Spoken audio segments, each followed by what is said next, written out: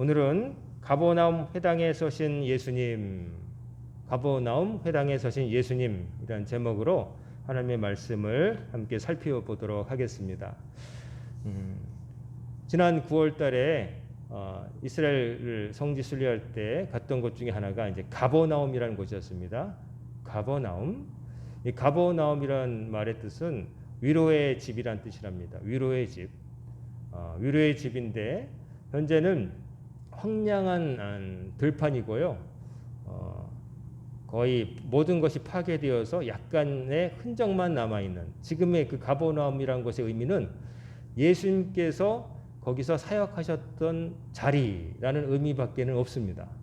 그러니까 우리 믿는 사람들에게는 정말 귀한 자리고요. 예수님이 그곳을 직접 거니셨고 기적을 일으키신 곳이니까 너무 거룩한 곳이고, 안 믿는 사람들에게는 과거에 뭔가 있긴 있었는데 다 망가지고 돌밖에 안 남은 그런 곳이라고 보시면 됩니다. 그래서 가봤더니 그 가버나움이라는 것이 이제 성지를 순례한 사람들만의 거의 방문지입니다. 신앙을 가진 사람들. 일반적인 사람들이 관광하기에는 아무것도 없어요. 맛있는 게 나는 것도 아니고 뭐 희한한 게 볼거리 있는 것도 아니고, 다만 믿음을 갖고 있는 사람들, 예수님을 구주로 영접하는 사람들을 볼 때는 그 누구보다도 귀하신 분이 머무셨던 곳, 그분이 정확히는 알 수 없지만 그것을 흙을 밟으셨고 그것에서 숨을 쉬셨고 들리는 목소리로 말씀을 하셨고 병자를 고치시고 귀신을 쫓으시고 기적을 일으키신 거룩한 곳인 거죠. 지금은 돌밖에 없지만 그러나 그 자리는 예수님이 분명히 활약을 하셨던 곳이고 그곳에서 놀라운 일이 일어났던 겁니다. 오늘 그곳의 사진을 찍은 걸 좀 보여드리면서 또 시작하도록 하겠습니다. 그 뒤에 불 좀 잠깐 꺼주시고요.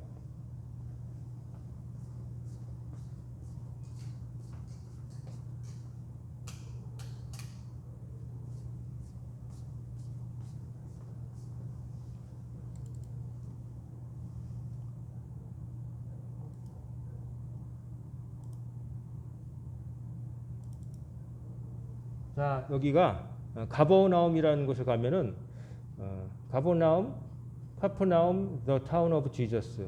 그냥 가버나움이라는 것은 예수님의 마을, 이렇게 간판을 달아놨습니다. 예수님이 고향은 나사렛이지만 예수님께서 사역하셨던 그 마을 중에 하나라는 거죠. 가버나움이라고 해서 이렇게 그 정문이 있습니다. 들어가는 곳에.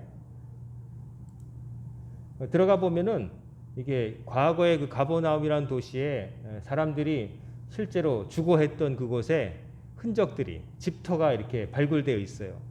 돌을 쌓아가지고 이렇게 이제 지붕들 이런 것들은 다 날아갔지만 흙을 파내 보니까 바닥 자리, 뭐 부엌, 뭐 침실, 입구 이런 것들이 이렇게 있고요. 여기 이 현대식 구조물은 베드로의 집이라고 아마 되는 것 같습니다. 베드로가 살았던 집이라고. 그리고 여기가 이제 가버나움 회당, 오늘 예수님이 가버나움 회당에 들어가셔서 안식일에 말씀을 전하셨다고 되어 있는데 가버나움의 회당의 흔적입니다. 무너지고 회파된 가운데 그래도 발굴이 되어서 가능한 한 그래도 형상을 알아볼 수 있게 최소한의 손질만 한 것이죠. 회당이라는 것이 이렇게 생겼습니다. 제가 나사렛 빌리지라고 하는 그 예수님 고향 동네 민속촌 같은 곳에 회당 모습 보여드렸는데 거기보다 규모가 크고요. 이제 여기서는 재판도 이루어지고 또 교육도 이루어지고 성경 말씀을 풀어서 설명해 주는 그런 일도 있었고 지붕도 물론 다 있었던 건데 이제 기둥만 남은 거예요. 그리고 이 건축 양식이 유대적인 양식이 아니라 이제 로마적인 그 건축 양식이 이미 들어온 거예요. 예수님 당시에는 로마의 식민지였기 때문에. 그래서 이 기둥 열주 이런 것들이 그리스 로마적인 모양을 하고 있고, 이제 집터, 이제 그 밑으로 파고 들어가면 파면 팔수록 이제 옛날 돌들이 나오는 거예요. 시커멓고 겉으로 들어가는 것들은 허옇지만 밑으로 들어갈수록 옛날 자연석, 사람이 다듬지 않은 돌을 그냥 쌓아서 했던 집터 모양이 지금도 나오고 있습니다. 그래서 그 남은 구역에서 사진을 찍은 거고요. 이게 바깥에 이제 그 회당 바깥에 건물 바깥에 이제 모습입니다. 아까는 안쪽이었고요. 기둥들이 있고 아까 여기 보면 이렇게 옆에 보면 앉을 수 있도록 사람들이 앉아서 말씀을 듣고 재판을 참여할 때 앉았던 자리들이 계단 모양으로 있습니다. 그리고 이제 이 입구 아까 예수님의 도시 가버나움 이렇게 된 곳 입구고요. 이거는 그냥 거기에 구조물로 청동 비슷한 걸로 이렇게 이제 있는 모습이 있어서 제가 찍었습니다. 거지 빈자의 모습 같은데 아무런 설명이 없어서 찍었고요. 그리고 이제 이게 그 아까 말한 그 회당의 바깥에서 이제 들어가기 직전의 모습입니다. 이게 지금은 지붕이 하나도 없고 기둥만 나 있고 이제 출입구 몇 개만 있지만 옛날에는 대략 이런 모양이 있다는 거죠. 이렇게 지붕도 다 있고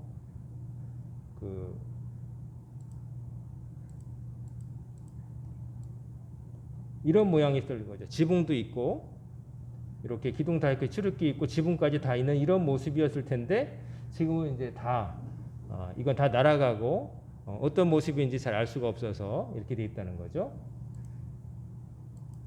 그 다음에 이제 이 들어간 모습 다른 각도에서 찍은 거고 여기 계단 같은 거 여기 사람들이 두루 앉아서 말씀을 듣기도 했다는 거죠. 기둥들이 남아 있습니다. 그리고 여기 보면은 4세기 후반에 백색 시나고그, 백색 회당. 이거는 이 회당은 사실은 예수님 당시에 진짜 회당은 요 밑바닥에 있었는데 거기에 잔해 위에 다시 얹어져서 만들어졌다는 거예요. 그러니까 이 시커먼 밑에 보면은 시커멓고 허연데 위에 바깥에 있는 그 회당은 사실은 예수님 당시의 것이 아니라 예수님 당시의 회당은 이 밑에 잔해로 남아 있고 그 다음에 BC 4세기에 즉 그러니까 AD 4세기에 로마가 기독교를 공인했을 때 로마제국의 후원을 받아서 유대인들이 마음껏 회당을 지어도 된다. 그래서 그 위에다가 다시 지은 거죠. 그래서 실제는 이 밑바닥에 있다. 밑바닥이 시커멓게 생긴데 이 밑바닥에 있고 그 잔해 위에 덧붙여서 지은 건데 그것도 회파되어 가지고 이제 망가져 가지고 흔적만 남아 있다는 겁니다. 그리고 기둥 같은 데에 글로 새겨져 있는데 이제 이거는 그리스 문자고요. 그리스 문자로 뭔가 새겨져 있습니다. 작게 이 기둥 이런 거에 새겨져 있어요. 제 사진 나왔네요. 자, 이렇습니다. 뭐 이 정도 되고 불 좀 켜주세요. 가버나움 회당이 이렇다는 거.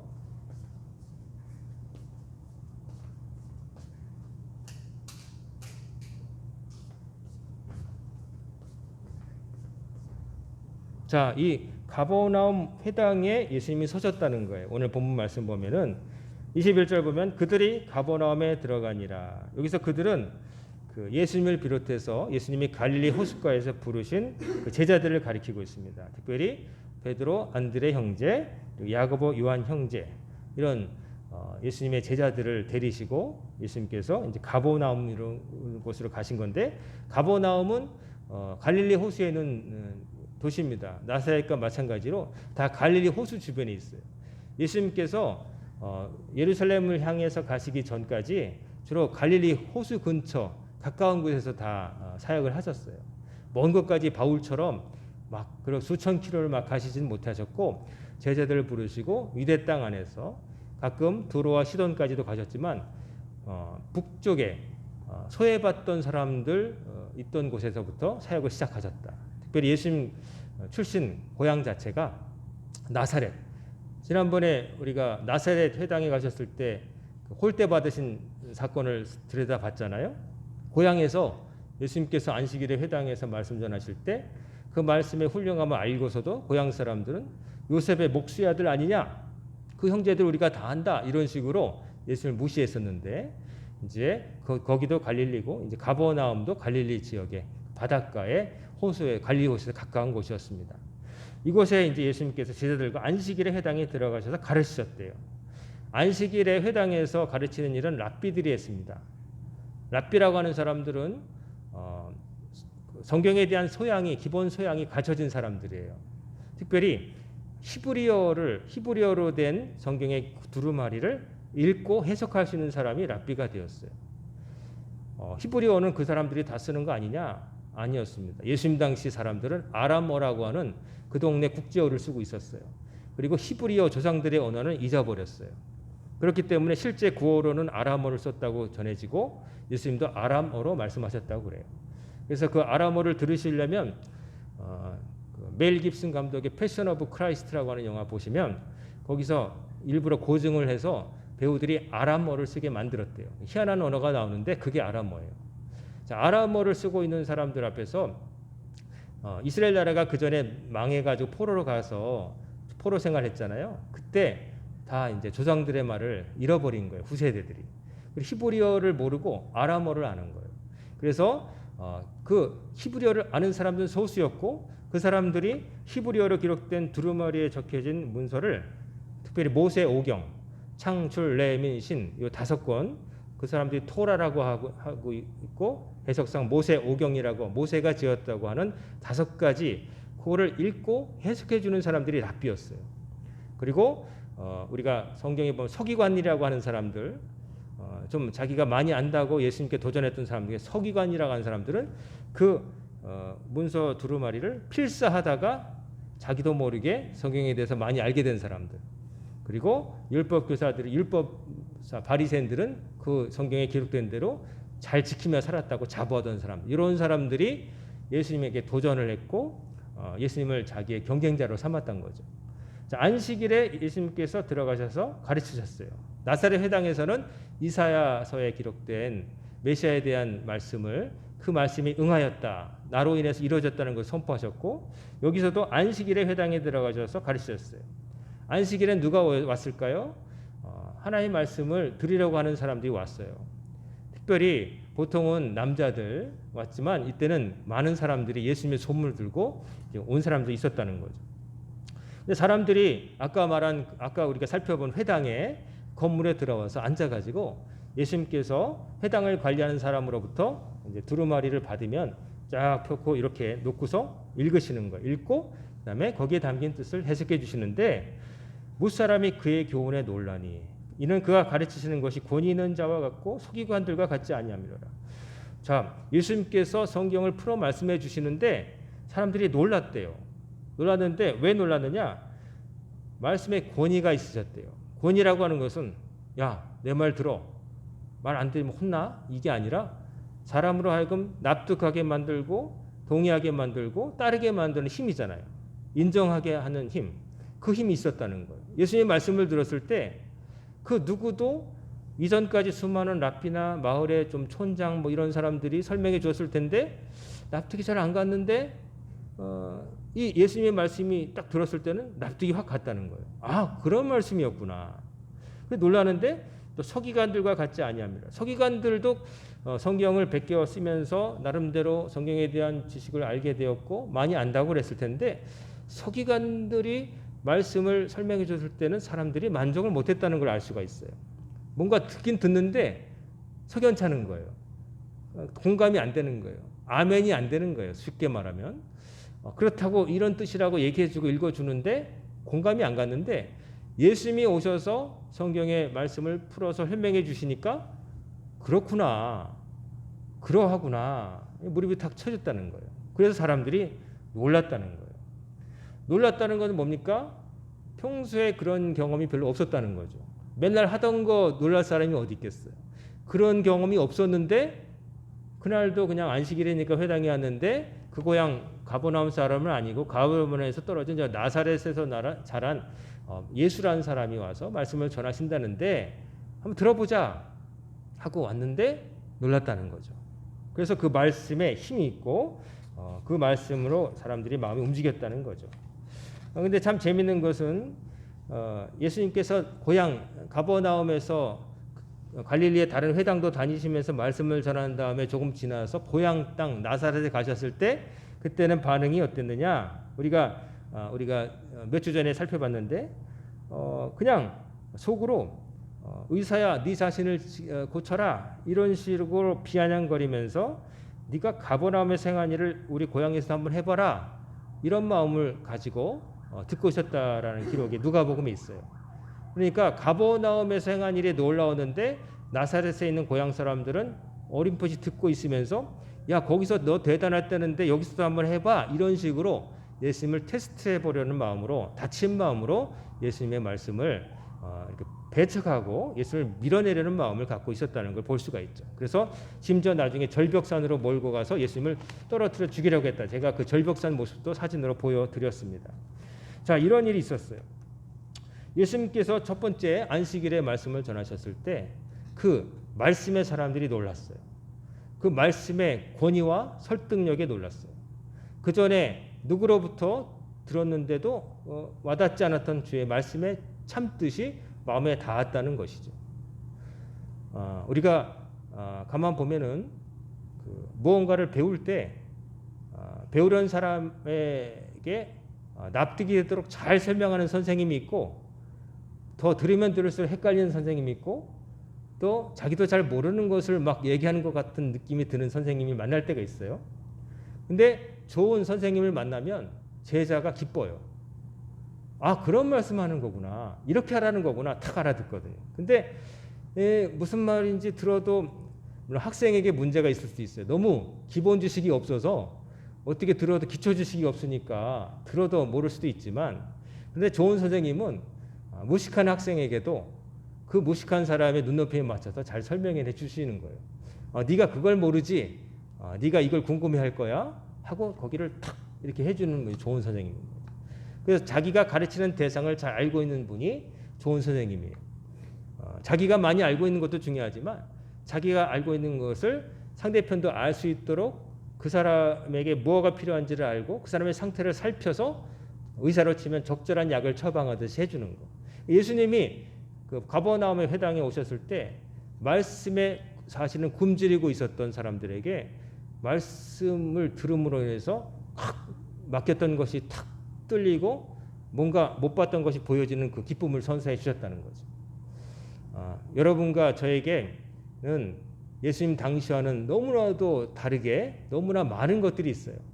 우리말로 된 성경도 있고 또 여러분이 마음만 먹으면은 요즘은 영상으로도 가만히 한국에 있어서도 여러분 조금만 유튜브 검색하거나 그래 보면은 제가 다 보여드리는데 이 성지도 여러분 동영상으로 몇 주 전에 다녀온 사람들의 따끈따끈한 영상으로 볼 수도 있어요. 여러분이 관심만 있다면. 참 여러모로 다각도로 옛날에 비하면 좋은 세상이지만 그러나 그런다고 다 해결되는 건 아니에요. 말씀을 듣기는 들으나 이렇게 말씀의 홍수 시대를 살지만 그러나 많은 사람들은 나사렛에 있었던 사람들처럼 예수님의 말씀에 공감하지 못하고 그 말씀의 뜻을 이해하지 못하고 말씀을 들었는데 그것이 오히려 걸림돌이 되어서 그 말씀대로 내가 어떻게 다 지키고 살아. 예수님 말씀대로 살면 난 술도 마시면 안 되고 나는 친구들과 놀러 다니면 안 되고 욕심 차리면 안 되고 정직하게 살아야 되고 나는 무슨 재미로 살아. 이런 사람들도 많은 거예요. 예수님의 말씀 앞에서 예수님의 말씀이 하나님께로 가는 디딤돌이 되지 못하고 예수님의 말씀 앞에서 걱정하며 들어간 부자 청년처럼 걸림돌이 되는 거예요. 그래서 예수님이 오죽하면 나로 인해서 실족하지 않은 자는 복이 있도다. 예수님의 말씀을 듣고 많은 사람들이 실족을 한다는 거예요. 예수님의 말씀이 실족하려고 만든 말씀은 아니지만 예수님 말씀 앞에 도전을 받고 거기서 엄두가 안 나서 나는 그래도 세상이 좋아. 예수님 말씀대로 나는 못 지키고 살아. 나는 그러면은 이것도 포기해야 되고 저것도 포기해야 되는데 무슨 낙으로 살아. 이런 식으로 유턴해서 살던 대로 사는 사람이 더 많다는 거죠. 구원받는 사람이 많겠습니까? 예수님이 말씀하시죠. 많다 적다라고 말씀하지 않으시고 좁은 문으로 들어가라.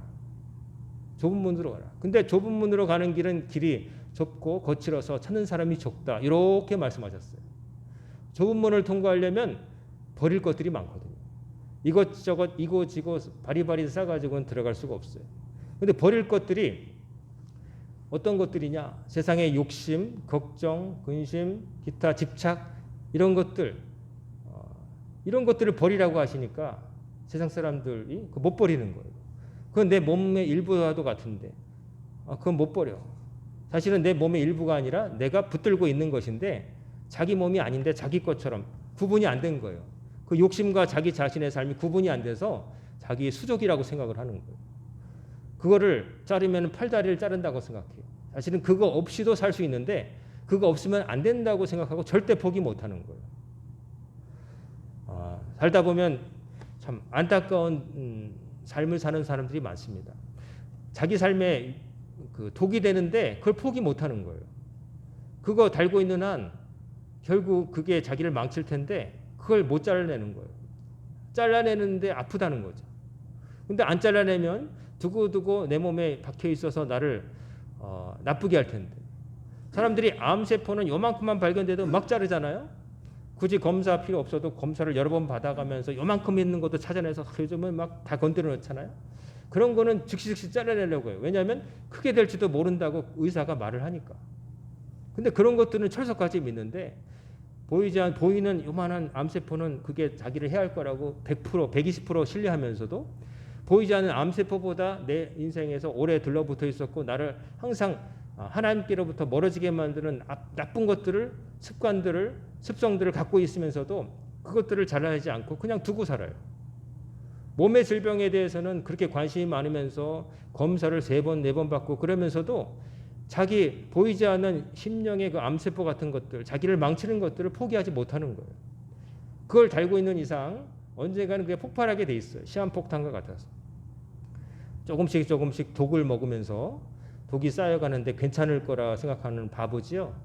악한 삶도 마찬가지입니다. 악한 습성, 하나님 보실 때 악한 것들을 끊어내지 못하고 계속 몸에 두고 살면서 막연하게 괜찮겠지? 전혀 아니올시다. 하나님이 만드신 세상은 하나님이 한 분이 만드셨기 때문에 물리 세계와 이 영적인 세계와 그거 다르지 않아요. 물론 하나님이 기적적으로 기적이 꼭 필요한 순간에 절박한 믿음이 있는 순간을 어떤 사람을 위해서 기적을 베푸시지만 대부분의 날들은 하나님께서 정하신 대로 흘러가요. 물은 위에서 아래로 흐르고 그렇잖아요. 근데 기적이 필요한 순간이 있지만 대부분에는 하나님 분명히 올디너리한 삶으로 나아가는 거예요. 거기서 우리는 충분히 알아요. 어떻게 살아야 될지를 하나님이 알려주셨는데 요행을 바라고 힘지 않은 데서 거두려고 하고 어느 순간에만 반짝해가지고 하나님 요거 주세요. 다른 때는 아무것도 심지도 않았으면서 갑자기 문득 자기가 아쉬우니까 전날에 콩 하나 심고서 하나님 100배를 결실하게 해주세요. 내일 믿습니다. 이거는 누가 봐도 좀 하나님 우리가 그냥 상식적으로 봐도 그건 아니잖아요. 법칙적으로도 안 되지만 그거는 사람에게도 그렇게 하면 안 되잖아요. 엊그제까지 연락 한 번 안 하다가 우리 집 애 결혼한다고 그 집 경조사 한 번도 안 간 사람이 야 우리 애 결혼해 하면서 청첩장 날리는 거 참 그 가증스럽죠? 그런 사람하고는 인간관계 맺으면 안 돼요. 근데 하나님께 그렇게 하고 사는 사람도 참 많아요. 하나님과 담쌓고 살다가 필요할 때만 찾는 하나님. 현금 지급기처럼 필요할 때 현금 필요할 때만 찾아가는 그런 하나님이 아니신 거죠. 자, 예수님 말씀 앞에 가버나움에 서셨는데 나사렛 회당에서보다는 나았어요. 사람들이 예수님을 직접 막 배척하려고 그 앞에서 막 비난거리지는 않았어요. 오히려 예수님을 고향 사람이 아닌 타집 사람이라고 생각하니까 누구 집 아들이다 이렇게는 안 했어요. 오히려 말씀에 은혜를 받은 것이죠. 근데 그날 또 웃긴 참 희한한 일이 또 생기는 거예요. 23절에 보면 하필이면 마침 그들의 회당에 더러운 귀신 들린 사람이 있어 소리질러 이르되 회당에 온 사람 중에 갑자기 주의 말씀을 듣고 분위기 참 이렇게 은혜스럽게 사람들이 말씀에 감동하면서 그러고 있는데 갑자기 한 사람이 소리를 지르는 거예요. 알고 봤더니 귀신 들린 사람. 악한 영에 사로잡혀서 발작을 하는 거예요. 소리를 지르는 거예요. 분위기가 어떻게 되겠어요? 오늘 우리가 이렇게 예배 드리는데 갑자기 제가 설교하는 중에 여기 있던 어떤 사람이 일어나서 소리를 지르면서 막 그런다. 다 돌아보고 예배 분위기가 어수선해지고 다 엉망진창이 되겠죠. 비슷한 분위기가 연출된 거예요. 근데 그 귀신 들린 사람 입에서 놀라운 말이 나오는 거예요. 24절에 보면 나사렛 예수여 우리가 당신과 무슨 상관이 있나이까 우리를 멸하러 왔나이까 나는 당신이 누구인 줄 아노니 하나님의 거룩한 자니이다. 자, 이 귀신 들린 사람이 예수님을 나사렛 예수라고 불러요. 나사렛이 고향이신 예수님, 나사렛 출신이라는 거. 이것까지는 뭐 들어서 알 수 있는 거죠. 우리와 무슨 상관이 있는 거. 근데 이 귀신 들린 사람이 우리라고 말해요. 자기 혼자인데 이것은 뭐냐면 이 사람 안에 여러 귀신이 들어갔다는 거예요. 여러 귀신이 들어가서 이 사람의 삶을 망가뜨렸다는 거죠. 여기 이날 회당에 나와 있었겠지만 갑자기 없던 귀신이 들어갔다기보다는 귀신 들린 사람으로 살다가 늘 귀신 들린 게 아니라 발작했다가 정상으로 왔다가 오락가락하는 사람이었던 것 같아요. 안 그랬으면 회당까지 이렇게 앉아서 있을 수 없겠죠. 자, 우리를 멸하러 왔으니까 우리를 다 죽이려 하십니까? 이 귀신이 하나님의 아들 예수님의 권위 앞에 눌리면서 발악을 하는 거예요. 그러면서 당신이 누구인 줄 자기는 안다는 거예요. 바로 하나님의 거룩한 자, 하나님의 거룩한 자, 성자 예수님, 하나님의 아들이심을 이 귀신이 먼저 말을 하는 거예요. 귀신은 영적인 존재이기 때문에 거기 앉아있는 사람들보다 예수님을 먼저 한 거죠. 다른 사람들은 아마 예수님을 말씀을 기가 막히게 전하는 순회 전도자, 새로 세성과 같이 등장한 젊은 랍비 정도 혹은 선지자, 좋게 봐서 선지자 이렇게 느꼈을 거예요. 근데 이 귀신 들린 사람은 하나님의 거룩한 자라고 말을 하는 거예요. 그래서 그저 이 사건이 없었으면 이 가버나움 회당에 서신 예수님은 아까 잠깐 말씀드린 대로 그저 말씀을 좀 조리 있게 참 말씀을 잘 전하신다. 다음 주에도 다음 주 안식일에도 모셨으면 좋겠다. 이곳에 좀 숙소를 제공해드리고 좀 많이 들었으면 좋겠다. 이 정도였을 텐데 이런 갑자기 분위기를 확 변화시키는 돌발 상황이 발생한 거죠. 근데 25절에 보면 예수님께서 꾸짖어 이르시되 잠잠하고 그 사람에게서 나오라라고 명령을 하시는 거예요. 잠잠하라. 시끄럽게 말하지 말고 잠잠하라. 그리고 귀신 너 그 사람에게서 나오라라고 명령하시는 거예요. 그랬더니 더러운 귀신이 그 사람에게 경련을 일으키고 큰 소리를 지르며 나오는지라. 귀신을 쫓아내는 기적을 그 자리에 모였던 모든 사람들 앞에서 행해 보이신 겁니다. 그랬더니 어떤 기어가 또 벌어졌느냐. 27절에 다 놀라 서로 물으러 이르되 거기 모였던 안식일 회당에 모였던 참석자들이 다 서로 놀란 거예요. 벙찐 거예요. 이런 일이 그냥 점잖게 그냥 은은하게 좋은 분위기로 그냥 이렇게 갈 수 있었던 상황이 미친 사람이 발작하고 막 그래서 분위기를 깨놓더니 예수님이 그 귀신을 쫓아내는 놀라운 기적이 눈앞에서 벌어지는 거예요. 그러니까 서로 놀라서 이는 어찌미냐 권위 있는 새 교훈이로다 더러운 귀신들에게 명한 줄 순종하는도다 하더라. 사람들이 두 번째로 놀란 거예요. 첫 번째도 그 말씀이 일반 서기관들과 다르다는 것에 놀랐지만 두 번째 그 말씀으로 명령으로 손 하나 안 대고 그 악한 영에 사로잡힌 사람에게서 귀신을 쫓아내시는 능력이 발휘되는 걸 보고 놀랐다는 거예요. 그 말씀이 이게 어떻게 되느냐, 어떻게 말씀으로 마귀를 누르시고 쫓아내시느냐 하고 사람들이 놀랐다는 거죠. 새로운 교훈이로다. 그러면서 28절에 보면 예수의 소문이 온 갈릴리 사방에 퍼지더라. 이 갈릴리 지역에 쭉 퍼졌고 갈릴리를 넘어서 나중에 예루살렘까지 퍼지게 되는 거예요. 발 없는 말이 천리를 간다잖아요. 수군수군 저 이스라엘 북쪽에 이스라엘 땅으로 여기지도 않은 변들이 촌구석에서 일어난 일들이 듣는 사람들에 의해서 수군 해서 예루살렘까지 가고 나중에 예루살렘에서 대제사장과 바리새인들이 보낸 사람들이 와가지고 예수님을 테스트하는 일이 생겨났다고 하는 것이죠. 자, 그러면 마가복음을 기록한 이 마가는 바울의 조카인데 예수님의 12제자는 아니었어요. 베드로의 제자인데 그렇다고 한다면은 이 사람은 스승 베드로에게서 이 사실을 전해 들었을 거 아니겠어요? 우리 스승님이 살아계실 때 예수님께서 가버나움에 이런 일이 있었어 하고 마가가 교육을 받고 그 기록을 이렇게 남겼을 텐데 왜 이 기록을 남겼는가? 여기 보면 사람들이 이 어찌미냐 예수님께서 하신 말씀과 귀신 축출의 기적을 보고 사람들이 궁금하게 여기고 놀랐다는 거예요. 놀라고 마음속에는 이분이 누구지? 라고 자연스러운 물음이 생겼을 거예요. 마가는 거기에 답하고 싶었던 거예요. 바로 이런 일을 할 수 있는 분이 누구겠습니까? 하나님께서 택하신 거룩한 분, 독생자 예수님 그리스도 기름 부으신 메시아 우리가 그렇게 조상 때부터 기다렸던 그분이십니다 라고 하는 대답을 주고 싶었던 거죠. 그래서 이 마가복음이라고 하는 기록을 남겨서 후대 사람들이 읽도록 한 거예요. 기록으로 남긴 것은 머릿속에 담고 있던 사람들이 죽어버리면 그것이 잃어버리니까. 그리고 사람이 입으로 전하다가 어느 순간에는 잘못하면 덧붙이거나 빼거나 해서 변고되니까 글로 남긴 거예요. 복음서라고 하는 당대의 위인들을 기록했던 그런 기록 방식을 빌어서 언제 어디서 무슨 일을 행하셨고 이런 것도 이런 식으로 남겨서 4개 복음서가 남게 된 거예요. 자, 오늘 말씀 이 마가복음의 이 기록의 목적은 이 어찌미냐, 이런 일을 하신 분이 누구시냐, 이 예수님은 누구신가? 예수님은 바로 하나님의 아들이시고 기름 부음 받은 자, 메시아, 그리스도라는 것을 말하고 있습니다. 여러분과 저에게도 예수님은 그리스도시고 누구와도 견줄 수 없는 유일한 하나님의 아들이신 겁니다. 그 예수님만이 우리들의 삶을 이 생족 같은 죄의 사슬에서 벗어나게 하시고 우리의 삶을 하늘나라로, 아버지의 나라로 인도하실 수 있는 유일한 출구가 되신다는 것을 우리가 믿고 살아가는 것이죠. 그러자면은 예수님의 말씀을 우리가 들을 때에 그 말씀을 믿고 신뢰하고 따라야 될 줄로 믿습니다.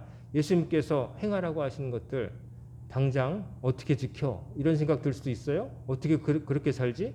원수까지 어떻게 사랑하지? 양보하며 살지? 어떻게 악을 행하는 일을 사랑하고 선으로 감싸지? 여러 가지 생각이 드실 거예요. 예수님의 말씀을 읽게 되면 솔직한 말로 도전을 받게 되어 있습니다. 누구든지. 이미 교회 다닌 사람도 도전을 받게 되어 있습니다. 그 말씀을 못 지키는 부분이 하도 많으니까. 예수님의 가르침은 레디컬하거든요. 급진적이거든요. 이렇게 타협이 없어요. 바울 서신만 보더라도 이것저것 살피면서 남을 배려하고 이런 경우 있어도 그 사람을 생각해서 이런 약간 마일드한 부분이 있는데 예수님의 말씀은 그냥 쉽게 말하면 매운맛입니다. 그냥 가감이 없으세요. 그 말씀 앞에 많은 사람들이 돌아섰어요. 근데 돌아서지 않은 사람들이 끝까지 제자로 남았고 사도로 남았고 그 말씀을 지키기 위해서 목숨까지 버렸고 그들의 피값 위에 교회가 세워지고 그들이 가르친 사람들이 아직도 남아있어서 여러분과 저 남양주 묵천로의 이 광역교회도 생기게 됐고 오늘 아침에 앉아 계신 여러분도 계신 거예요. 바라옵기는 예수님은 누구신가? 여러분과 저에게 유일한 구세주 되시고 예수님은 누구신가? 예수님의 말씀, 그 말씀으로 해서 우리가 다시 변하게 되고 예수님 때문에 구원받게 됨을 늘 기억하시고 예수님을 사랑하시면서 그 말씀을 믿고 신뢰하며 순종하며 사시는 우리 성도님들 다 되시기를 주의 이름으로 축원합니다. 아멘. 기도하겠습니다. 고마우신 아버지 하나님, 오늘도 저희들에게 복된 성의를 허락하여 주시고 아버지 앞에 나와 예배드리게 하심을 감사드립니다. 예수님이 누구신가를 확실히 알게 하시고 예수님을 가슴에 모시고 그 말씀에 따라 순종하는 삶 되게 하여 주시옵소서. 이번 한 주일도 주님께 맡깁니다. 어디에 가든지 어디에 머물든지 무슨 일을 하든지 누구를 만나든지 주께로부터 듣고 배운 대로 실천하며 예수 믿는 사람답게 살아가는 광인의 권속들이 다 되게 하여 주시옵소서. 예수님의 이름으로 간절히 기도드리옵나이다. 아멘.